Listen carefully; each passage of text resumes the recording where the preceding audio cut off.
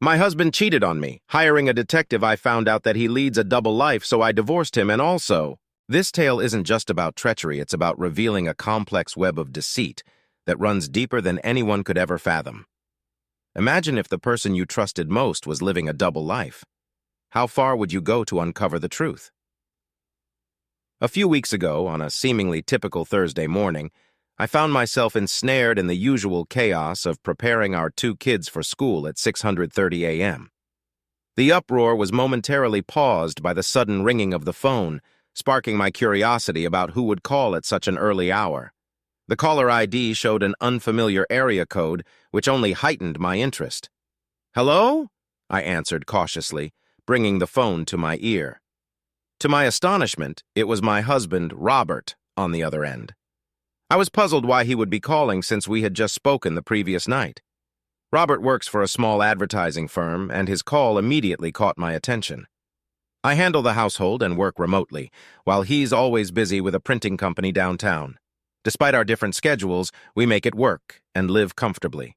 We reside in a charming suburban house with 3 bedrooms and a garden, enjoying a wide circle of friends. Robert told me that the previous night, while in the hotel lobby to grab a newspaper, his wallet was stolen. "Please cancel our credit cards immediately and request new ones as soon as possible. I've already informed my boss, Sarah, and she's arranging for new company cards to be sent to me overnight so I can have them before I leave tomorrow.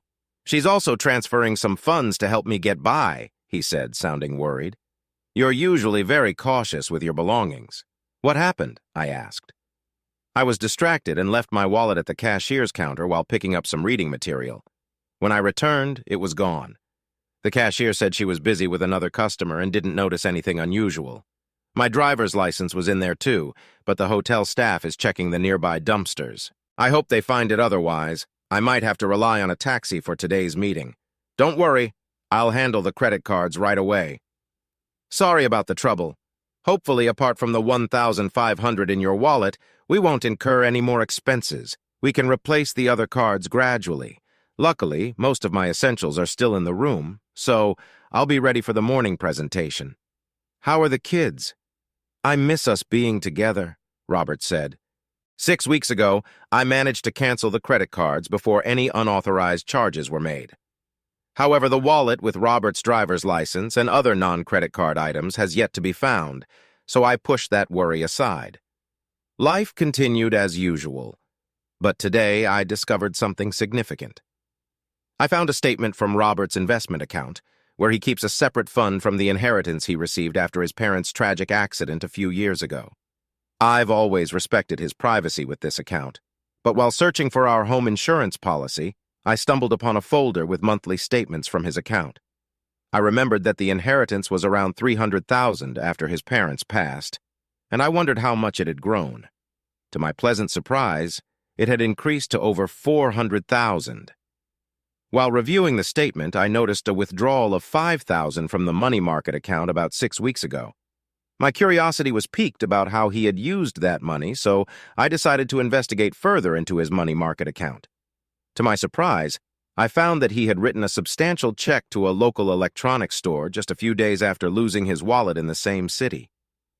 I wondered what he could have bought at that store. He hadn't mentioned buying anything for me, and I hadn't heard him talk about purchasing anything for anyone else. Although he has a sister, I couldn't understand why she would need a $5,000 gift. After some thought, I decided to visit the store's website on my computer and noted down their phone number for further inquiry. I picked up the phone and dialed the store's number. A woman introduced herself as a store representative and asked how she could help. After providing my name and specifying the transaction I wanted to inquire about, I explained that we had encountered an issue with the purchase and wondered if there was a store warranty. She looked up the transaction on her computer and then asked about the nature of the problem with the items. I was momentarily puzzled, wondering what kind of items he could have bought.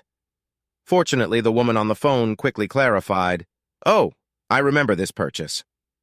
When he visited our store, he was visibly distressed and mentioned that his laptop and tablet had been stolen. He wanted to replace them, which proved to be quite a challenging task. While we were searching for suitable options, he used the company's credit card as collateral and later sent us a check to cover the cost. Now that you have mentioned the issue with the items, I would like to assure you that our store provides a 90-day warranty for such situations. Is it possible that the devices are malfunctioning? This was confusing because Robert had spoken of replacing his laptop and tablet, but never mentioned losing them, only the theft of his wallet. It took me some time to process this new information. Listen, I told the woman on the phone. I need to discuss this with my husband before making any further decisions. I'll get back to you later. With that, I ended the call. While she seemed somewhat puzzled, my confusion was much greater.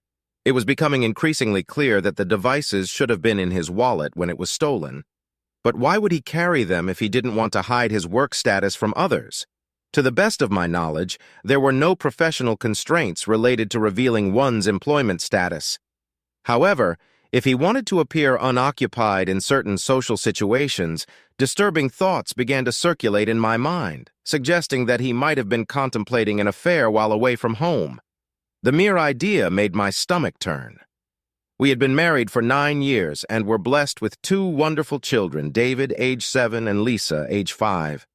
I believed we had a perfect marriage and a picture-perfect family. Our personal life seemed fulfilling to me, or at least that is what I had thought. Robert traveled once a month, staying for 2 or 3 nights in distant cities. If he harbored intentions of such actions, he might have seen it as a discreet opportunity. It seemed that losing the devices had deeply troubled him, leading him to opt for replacements that closely resembled the originals. I had bought those devices with my modest earnings, so they were not extravagant, and crafting a near replica was not too costly. He could have reported the loss to the insurance company, but I probably would have found out. If his wallet was genuinely stolen at the hotel, he should have reported it. I wondered what he claimed was missing. I decided to locate the hotel's contact number and made the call. I asked about any records related to the theft of my husband's wallet. Surprisingly, they confirmed having a written report of the incident. I requested a copy to be faxed to me and received it shortly. The report was composed and signed by Robert himself. In the statement, Robert mentioned that his wallet was stolen while he was attending a conference in the hotel ballroom. He had left his wallet at the booth where he was seated, and when he returned, it had vanished. Remarkably, Robert explicitly noted his hesitation to involve the police. As I absorbed this information, my thoughts raced, overwhelmed by the implications of what I had uncovered. He had deceived me not only by concealing the truth about the stolen devices, but also by inventing a story about shoplifting. While there could be an alternative explanation, my mind could not come up with anything other than the unsettling thoughts swirling in my head. It became clear that I needed to understand the significance of losing those devices, or else they would persistently occupy my thoughts and drive me to madness.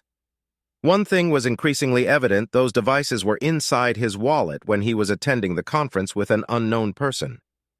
Several weeks had passed since the incident, and he was about to embark on another trip in a few days. I realized I needed to gather more details about his upcoming trip. I wanted to understand what he typically did in the evenings when he was away. If he was involved with other people, perhaps losing the devices had served as a wake-up call, prompting him to reassess his behavior. I knew that if I discovered his infidelity, it would likely spell the end of our marriage, though I dreaded considering how it might affect our children. He was undoubtedly a great father, but I could not bear the thought of him having custody of the kids, especially with his frequent business trips. My mind raced, desperately seeking any potential clues to shed light on his faithfulness. What other information might hint at his actions during his trips? Did he engage in unprotected encounters or insist on using contraceptives? I assumed he would opt for protection because he would not want to risk bringing home infections or the possibility of an unwanted pregnancy. After all, I had a vasectomy after the birth of our second child, making pregnancy impossible. He could not rely on the people he met to have protection, so he must have had his supply. One question remained: where did he keep them? It was unlikely he stored them at our house or in the car, so the office seemed the most likely place. He probably carried them with him on business trips. I knew he transported his work papers, laptop, and presentation materials in a large briefcase he kept in his office. But if he had an early morning flight, he'd bring his bag home the night before and then pack it in a suitcase for the airport. This detail was crucial. I needed to find an opportunity to search the briefcase before his departure. I hoped his next trip involved an early morning flight. I made a deliberate choice to remain calm and composed, not displaying any signs that something was amiss. As it happened, when the kids returned from school, I was occupied with various tasks and had little time to dwell on my suspicions. Nonetheless, the specter of his infidelity continued to linger in the back of my mind. When Robert returned from work, I found myself in a bit of a mess. While preparing dinner, I accidentally spilled a dish of beans, creating a mess on the floor. The resulting chaos of cleaning up and managing the kids' activities left me looking somewhat disheveled. Fortunately, he didn't seem to notice any unusual behavior from me at that moment. After the commotion settled and everything was cleaned up, I greeted him with a kiss on the cheek. We sat down at the table as we normally did to enjoy dinner and engage in our typical chit-chat. Given our usual routine, I didn't expect him to have any growing suspicions about his upcoming trip. "So, you're heading out on another trip in a couple of days?" I asked. "Yes," he replied with little enthusiasm. "It's the same old routine. I'm not looking forward to it." My curiosity prompted me to dig deeper. "If you don't enjoy it, have you considered applying for a different role? You've been with the company for quite some time and have a good understanding of various aspects of its operations. I think you could adapt to almost any position." He mentioned his desire to gain more experience before transitioning to a desk job. However, I gently appealed to his conscience regarding the kids and me. "I miss you when you're not home," I added, hoping to evoke a sense of guilt. "I know." "I'm sorry," he responded sympathetically. "I miss all of you too." Seeking more details, I continued, "So where exactly are you headed this time?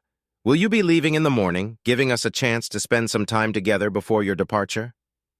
I held his gaze, mindful that our children could hear us. Despite trying to appear normal, my anxiety was evident as my stomach rumbled, making it difficult to eat. He seemed to think everything was fine, as his reaction mirrored mine. I wondered if he had stomach issues, but it turned out he was eating without much enjoyment. Perhaps my suspicions were unfounded. But the urge to search his briefcase still lingered, as it could potentially provide insight into his loyalty. "I'm only going to Denton, so I'll be leaving tomorrow morning at 7:30, he mentioned. "I need something to keep me going until I return on Friday," he added playfully, giving me a wink. I responded in a similar playful manner, trying to maintain a sense of normalcy. To my surprise, he blushed in response.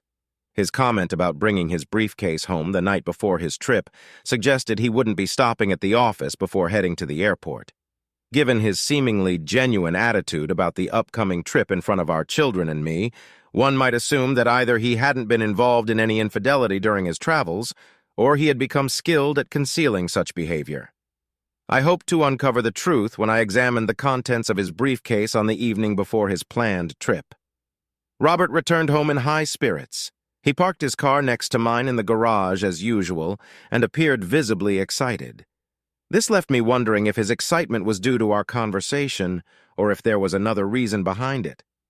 Upon entering the house, he didn't bring his briefcase with him, assuming it was still in the car. I was busy preparing dinner, so we sat down at the table. He casually asked if I could retrieve his suitcase from the garage after we finished eating. "Certainly," I replied, trying not to show any signs of suspicion. "Are you all set for your trip?" he asked, trying to reassure me. "Oh yes, it's a routine trip. My briefcase is in the car, ready for the journey.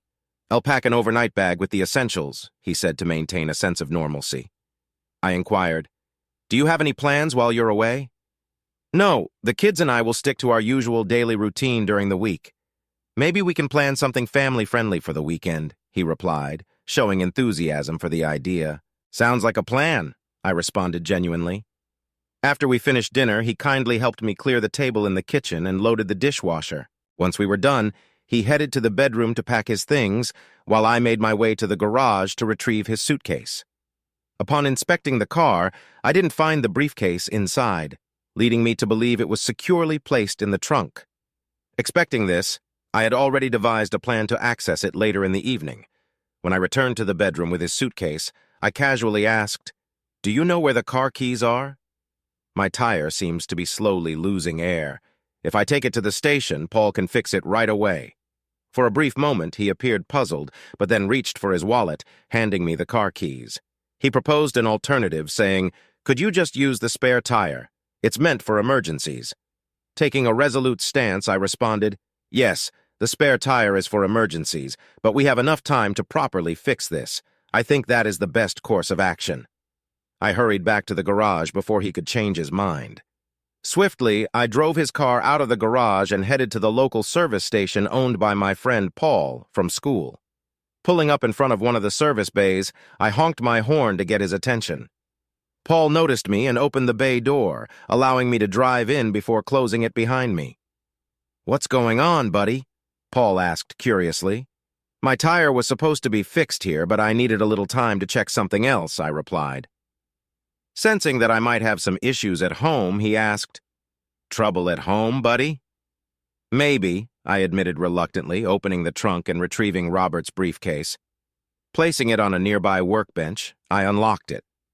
Paul, realizing a customer needed him, simply said, "Well, I have a customer, so take your time, my friend." Nodding to Paul, he returned to the small shop attached to his station. I began to search the briefcase meticulously, ensuring that I did not disturb anything.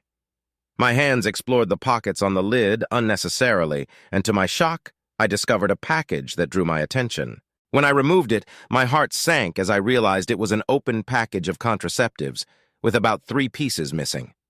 My worst fears were confirmed. I carefully placed the package back where I found it and closed the briefcase once more. I stashed it in the trunk and secured it just as Paul returned. "Did you find what you were looking for? What's going on?" he asked with evident curiosity. "I'm afraid so," I replied, my voice tinged with a mix of disappointment and sadness. "Mind if I stay here a bit longer? Perhaps you could check the tire pressure while I pretend to have resolved the issue." Paul gave me a curious look but complied without saying a word. He truly was a loyal friend. While he attended to the tire pressure, I drove out of the bay and pulled up at a gas station. I filled the tank with fuel, unsure of when I would do that for Robert again. My thoughts were filled with gratitude toward Paul for his understanding as I made my way back home. As I pulled into the garage, a sense of darkness seemed to envelop my thoughts, and panic began to intensify, fueled by anger and frustration. It was difficult to grasp how he could betray our marriage, our children, and me in such a manner. Amid the receding emotions, I shifted my focus to planning my next step. To secure custody of our children, I needed concrete evidence of his infidelity and misconduct. Despite his shortcomings as a partner, I acknowledged his role as a good father. The children deserved a paternal figure in their lives. While visitation rights would likely be granted, my ultimate goal was to gain full legal custody. He would have to explain the reasons behind our divorce to his sister and friends. As I entered the house, I called out from the bedroom saying, "Everything is set. It was just a minor issue with a nail." "Okay, thanks," he replied, still avoiding eye contact. Seeking solace, I went to the kitchen for a beer and then settled in the family room with the kids, who were absorbed in watching a TV show. About 30 minutes later, Robert joined us in the room and sat beside me on the couch. By then, my emotions had settled, but a deep sadness washed over me as I realized our once happy family was soon to be a thing of the past. To my surprise, Robert moved closer and snuggled up to me, whispering in my ear, "Are you ready for tonight?" After taking a sip of beer, I replied, "I think so, but I have a stomach ache." Robert sympathetically responded, "Oh, that's too bad, honey." Holding on to me, Robert softly said, "I love you," and I instinctively put my arm around his shoulders. Grappling with mixed feelings, despite his betrayal, there was still a hint of affection from him. I could not help but wonder why he did it. Was it for excitement or a need for more connection than I could provide?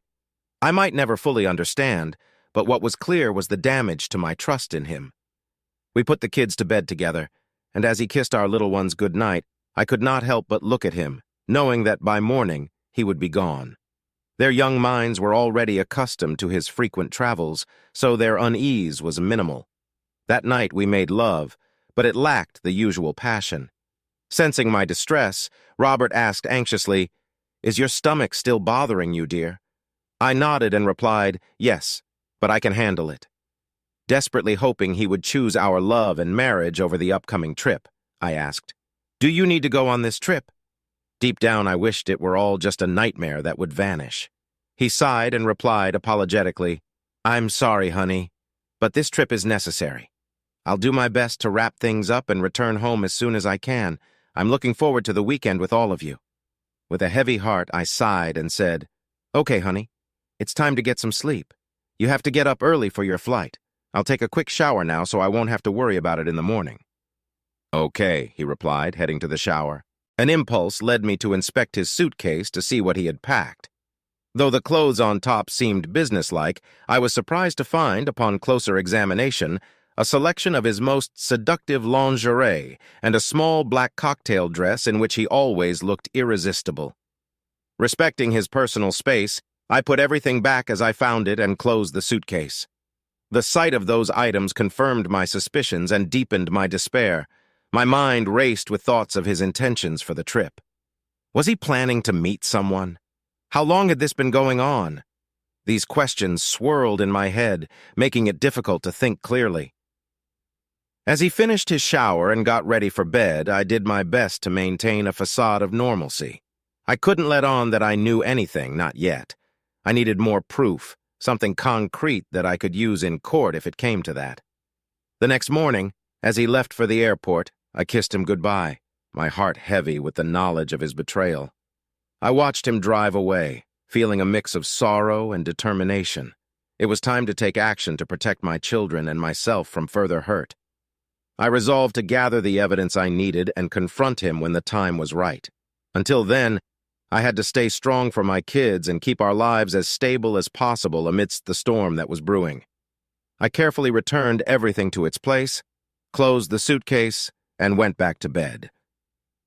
I couldn't sleep that night, and when I heard Robert stirring around 500 in the morning, I remained in bed, choosing not to bid him farewell as was our custom. I felt a mix of weariness and sadness. Bending down to kiss me on the cheek before leaving, he inquired, "Still not feeling well, honey?" I simply nodded, struggling to express the turmoil within me. With the sound of the garage door closing, I finally got out of bed and made my way to the shower. I knew the day ahead would be filled with challenges. After seeing the kids off to school and having breakfast, I turned to the phone book to search for private detective services in the yellow pages. My main criteria were to locate an agency with a nationwide presence, preferably in the city Robert was heading to. I reached out to several agencies and eventually found one with a branch in his destination area. I set up a meeting with them for the same morning, hoping they could provide the necessary information. Next on my agenda was finding a divorce attorney. A friend had recommended a specific lawyer, so I found his contact details and gave him a call. I arranged an appointment for the afternoon, hoping this lawyer could guide me through the challenging process we were about to face. When I arrived at the private investigator's office, I discussed my concerns and arranged for Robert to be surveilled on the evening he was away. I provided them with a photo of Robert and details of his travel route to aid in their identification. They assured me they would gather photos and compile a report on his activities as soon as his business day concluded. To ensure seamless communication, they agreed to send information via email to their Denton office and promised to provide a comprehensive report by Monday morning. Satisfied with their commitment, I made a substantial upfront payment for their services. They informed me they might not be able to capture photographs, but they would strive to provide as many incriminating photos as possible. I agreed that it would suffice. My afternoon meeting with the lawyer proceeded as anticipated. He explained that in our state, divorce follows a no-fault principle, meaning there's no need to assign blame. However, given that I am the primary caregiver for our children, it's likely I will be granted custody. I needed to understand that Robert would receive substantial visitation rights for our children. Furthermore, our property would be divided equally, with both sides getting an even split of 50. Alimony wouldn't be necessary due to our similar incomes, but since I would have custody of the children, Robert would be obligated to pay child support.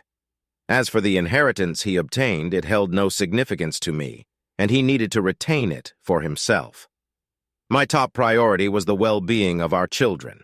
I instructed the lawyer to prepare the necessary documents to be delivered to Robert on Monday, citing irreconcilable differences.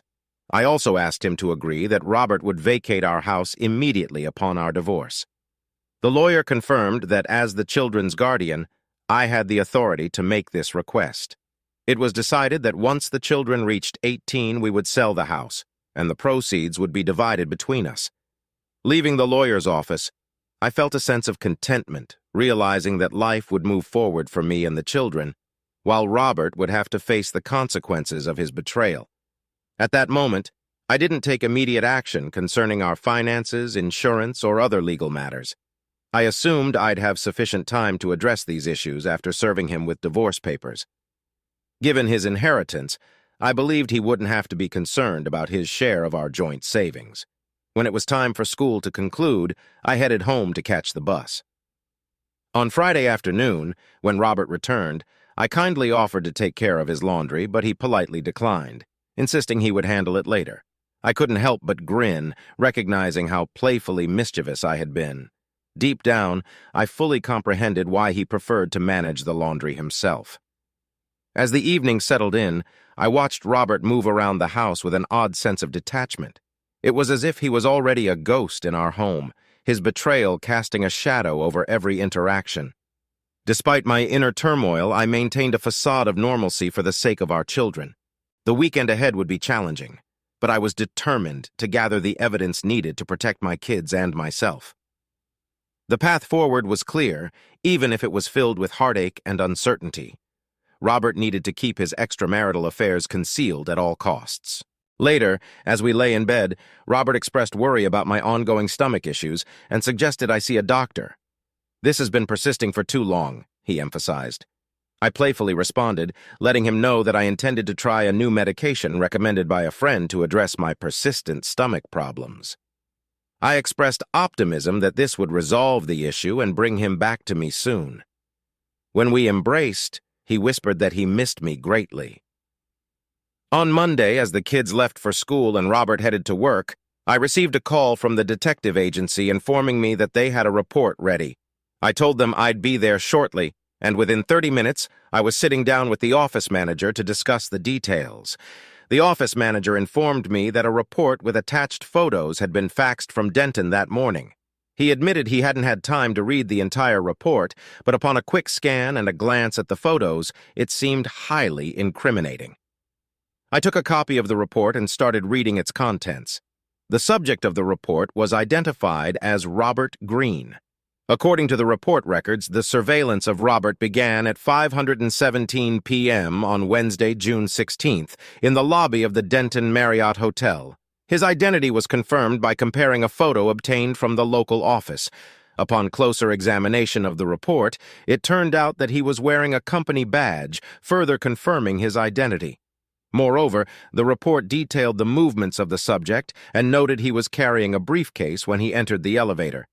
A staff member accompanied him and verified his arrival at room 214 at 5:23 p.m. It's important to note that the report emphasized that the subject was alone at that time. Additionally, the report included a photograph labeled Exhibit 1A, showing Robert dressed professionally before entering the room. When looking at the photo, it was clear he still wore his rings. The photo was taken discreetly using a mobile phone. The report stated that the agents had rented a room across from the subject's room. At 6:31 p.m., they received a signal that Robert had left his room and was heading for the elevator. A minute later, at 6:32 p.m., he exited the elevator and entered the lobby. The report noted he was dressed as described in Exhibit 1B. Upon examining Exhibit 1B, it became evident that Robert was wearing a small black cocktail dress paired with high-heeled shoes. He was also adorned with a necklace I had given him for our 10th anniversary celebration. However, what stood out the most was the absence of wedding rings on his left hand. The photo clearly showed he wasn't wearing them. The photo identified as Exhibit 1D displayed Robert and a woman in a tight embrace, engaged in a passionate kiss while seated in a booth. The intensity of their connection was visible in the picture. At 8:51 p.m., the report noted that both individuals left the restaurant. They then took the elevator and ascended to Robert's floor. Another photo, labeled Exhibit 1E, captured the moment when Robert and the woman entered his room, specifically room 214. In this image, Robert appeared slightly intoxicated, but undeniably pleased with the evening's events. At 11:13 p.m., the woman exited Robert's room and left the building. The report included the license plate number of a car registered to Melissa K. Roberts, residing at 1524 Elm Drive in Denton. Notably, Melissa K. Roberts was married and had 2 young children. As I delved further into the report's details, it became evident that Robert repeated his actions the following night with another person. The detailed surveillance logs and accompanying photos painted a clear and painful picture of his infidelity. Each interaction was meticulously documented, leaving little room for doubt about his actions. Reading through the final pages of the report, I felt a deep sense of betrayal and sadness. The man I had loved and trusted had been living a double life, deceiving me and our children. It was now clear that our marriage had been a facade hiding his secret affairs. The next steps were evident. I needed to confront Robert with the evidence and take legal action to protect my family and myself. The pain was unbearable, but I knew that moving forward was the only way to find healing and rebuild my life. The report bore the signature of an investigator from Denton. This revelation filled me with deep anxiety and resentment. It became clear that Robert was leading a promiscuous life while he was away from home. I couldn't come to terms with his actions. It was a betrayal that exceeded my worst expectations. Even the fact that Robert had lost his wedding rings didn't stop him from being careless. After settling the bill with the private detective, I thanked them and left, making sure to take 2 additional copies of the report recorded on a CD to keep them safe. Once I got back home, I wasted no time and immediately called my divorce attorney. I asked about the status of the divorce papers, and the attorney confirmed they were ready for filing. Without hesitation, I instructed them to initiate the filing process and specifically requested that the papers be served to Robert publicly at his workplace the following day. The attorney assured me that this could be done smoothly and asked for his workplace address, which I promptly provided. My intentions were clear. I aimed to humiliate him during the legal proceedings. Handing him the divorce papers at his workplace not only satisfied my desire for revenge, but also served as a form of justice for his actions. That night, there was no love between us. Robert seemed to sense that something was wrong, perhaps suspecting that I had discovered something unsettling. Though he didn't directly voice his concerns, he expressed hope for my quick recovery. Interestingly, he also appeared somewhat reserved, but I chose not to comment on it and simply ignored it. The next morning, I woke up early after a night of little sleep. I immersed myself in work on the computer until I heard the children waking up, and then I went to the kitchen to prepare breakfast. After the meal, I said goodbye to Robert when he left for work. He approached me for a hug and a kiss, but I responded with a half-playful embrace, encouraging him to leave quickly. At that moment, I sensed he might have had an inkling of what awaited him. As I closed the door behind him, tears welled up in his eyes, and he whispered, "I love you." After his departure, profound sadness washed over me, and I felt an urge to release my tears. Yet I quickly composed myself as the children required my attention, and I needed to prepare them for the school bus. Around 10:45 a.m., the phone rang, disrupting our morning routine.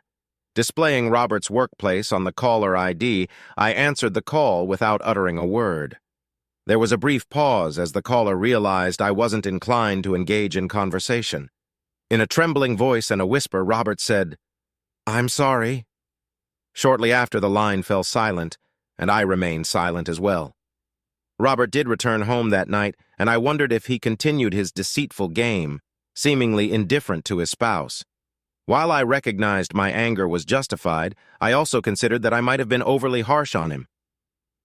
The children, disheartened by their father's absence, wondered where he was. To uplift their spirits, I invited them to have dinner at a local cafe. By the time we returned home after dinner, the kids were exhausted and went straight to bed. The next morning, Robert called with a request. "Honey, can I come home and pack my things? Can we talk?" Initially, a sense of guilt welled up within me, but it quickly dissipated. I replied calmly, "Why don't you come between 900 and noon? Then the kids and I won't be here. Regarding our conversation, I made it clear that I'd speak with you one-on-one in my lawyer's office only after you sign and return the divorce documents. Then, I'll listen to whatever you have to say." There was a sob on the line before Robert answered. "Good." Shortly after, The phone fell silent again. He signed the divorce papers, and 6 months later our marriage officially came to an end. It turned out that he became pregnant during the affair. Unfortunately, when he attempted to conceal it from his last lover, contraception failed, considering it was near his childbearing age. Even if I hadn't found out about his infidelity through the lost devices, the truth would probably have come out eventually. There were rumors that he had started dating again. If he ever gets close to getting married again, I've thought about honestly warning his future spouse about his unfaithfulness. It seems unnecessary for him to deceive and hurt another person. We had a meeting, and during our conversation in my lawyer's office, I shared my thoughts with him. He pleaded with me to reconsider the divorce decision. He talked about how difficult it was for him not to have unrestricted access to our children. However, I explained that I couldn't trust him anymore. Then he mentioned that he had seen a psychologist who diagnosed him with nymphomania. He assured me that his impulses were now under control. Despite his explanations, I told him that it wasn't enough for me. Even if he claimed to have his urges in check, the fact that he hadn't sought help earlier indicated a lack of proactive effort on his part. If he had addressed his cravings from the beginning, he might not have found himself in the current situation. When I left the lawyer's office, he continued to cry. Having recently reconnected with a school friend who keeps me updated, I learned that he works at a nightclub. He mentioned seeing my ex-husband at the club where he works on several weekend nights. He frequents the club with different women and behaves provocatively. I was deeply hurt that my children had such an irresponsible father. Perhaps my ex-husband never recovered from nymphomania. A friend of Robert's also called me and informed me that Robert was in poor health. She said my ex-husband needed my assistance because he had contracted herpes. Meanwhile, he continued his promiscuous lifestyle. I sympathized with him, but conveyed that I couldn't offer any help, nor did I want to. Robert chose this lifestyle and its associated health issues. I began dating again, and it seems I found someone special. This woman, around my age and divorced herself, discovered her ex-husband's infidelity and didn't tolerate such behavior. She possesses strength and resilience, qualities I genuinely admire. It seems that my children also like her. I believe this is a natural progression, and it's only a matter of time before I consider taking our relationship to a new level. Robert's betrayal changed my life forever, but it also taught me the value of trust and the strength to rebuild. The scars remain, but they serve as a reminder of what I've overcome. Yet, as I move forward with my life, a part of me can't help but wonder what truly drove him to such deception. Was it really just a moment of weakness? Or was there something more sinister lurking beneath the surface? Perhaps in time, the full truth will reveal itself. Until then, I keep my eyes open, always aware that sometimes the real story lies hidden just beneath the facade.